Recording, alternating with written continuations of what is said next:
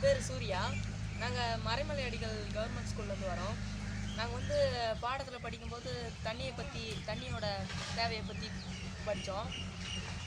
இப்போ நீங்கள் கடைகளில் பார்த்தீங்கன்னா தண்ணியெல்லாம் காசுக்கு விற்கிறாங்க. எங்கள் அப்பா தாத்தா காலத்தில் பார்த்தீங்கன்னா அந்த மாதிரிலாம் விற்றதில்லைன்னு எங்கள் அப்பா தாத்தாலாம் சொன்னாங்க. இப்போ ஏன் விற்கிறாங்க? தண்ணியோட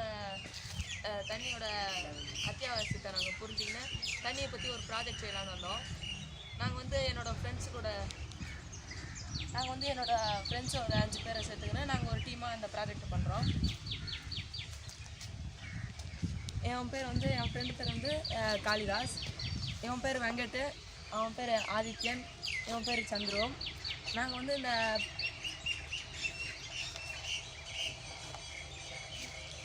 வந்து இந்த ஏரியை பற்றி ப்ராஜெக்ட் பண்ணுறதுக்காக எங்கள் ஸ்கூலை சுற்றியுள்ள ஒரு 4 நீர்நிலைகளை எடுத்துக்கணும்.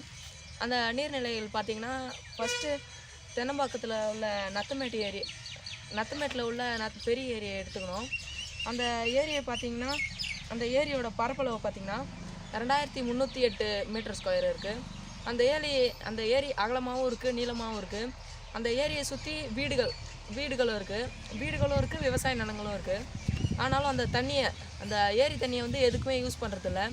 மழையாக பெய்யுது, கீழே தங்குது, அப்படியே ஆவியாகி திருப்பி போயிடுது. இதே மாதிரி இது ஒரு ரொட்டேஷனாகவே அங்கே இருக்குது. எதுக்குமே அந்த ஏரியை யூஸ் பண்ணுறதில்ல. எப்பயாவது சில டைம் அந்த ஏரியில் மீன் வளர்க்குறாங்க. மீன் வளர்க்கும்போது அந்த ஏரியை அதே மாதிரி இறச்சிடுறாங்க. அந்த ஏரி தண்ணியை விவசாயத்துக்கெலாம் பயன்படுத்துறதில்ல. இன்னொன்று பார்த்திங்கன்னா அந்த தென்னம்பாக்கம் ஏரி. இந்த தென்னம்பாக்கம் ஏரி பார்த்திங்கன்னா இதோட பரப்பளவு பார்த்திங்கன்னா 65,137 மீட்டர் ஸ்கொயர். இது பார்த்திங்கன்னா நாங்கள் எடுத்த ப்ராஜெக்ட்லேயே இந்த ஏரி தான் ரொம்ப பெருசு. அவ்வளோ பெருசாக இருந்தாலும் நீங்கள் பார்த்தீங்கன்னா எப்படி காஞ்சி போயிருக்கு. ஏன்னா அவங்க வந்து இந்த மீன் வளர்த்து தண்ணியெலாம் வெளியேற்றிட்டாங்க. மீன் பிடிக்கிறதுக்காக தண்ணியெலாம் வெளியேற்றிட்டாங்க. இங்கேயும் பார்த்தீங்கன்னா பக்கத்தில் நீங்கள் சுற்றி பார்க்குறது எல்லாமே விவசாய நிலம் தான். ஆனால் அங்கே எதுக்குமே இந்த ஏரி தண்ணியை பயன்படுத்துறதில்ல. எல்லாத்துக்குமே மின்சாரத்தில் போர் போட்டு தான் தண்ணி யூஸ் பண்ணுறாங்க. பெரும்பாலுமா இந்த ஏரி தண்ணியை எதுக்குமே யூஸ் பண்ணுறதில்ல. சப்போஸ் எப்பயாவது மின்சாரம் அவங்களுக்கு கரண்ட் இல்லைன்னா இந்த ஏரி தண்ணியை எடுக்கிறாங்க. இந்த ஏரி தண்ணியை சில டைம் யூஸ் பண்ணுறாங்க. மற்றபடி இந்த ஏரி தண்ணியை எதுக்கும் யூஸ் பண்ணுறதில்ல. அப்புறம் பார்த்திங்கன்னா மடுகரையில் உள்ள ஒரு ஏரி எடுத்துக்கிறோம்.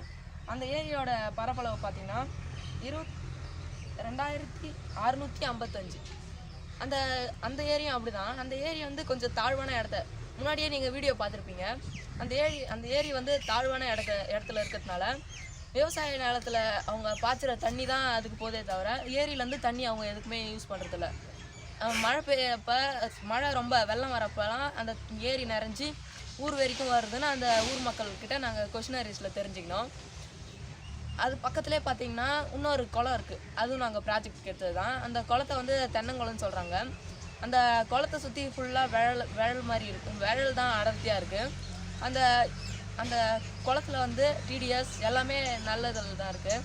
ஆனாலும் அந்த தண்ணியை யூஸ் பண்ணுறதில்ல. பக்கத்தில் ஒரு ஃபேக்ட்ரியும் இருக்குது.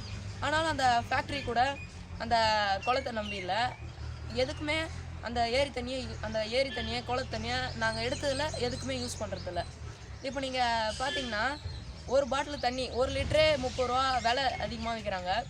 இந்த நிலத்தடி நீரை வந்து குடிநீராக பயன்படுத்திக்கின்னு இந்த ஏரி தண்ணியை வந்து விவசாயத்துக்கு பயன்படுத்திங்கன்னா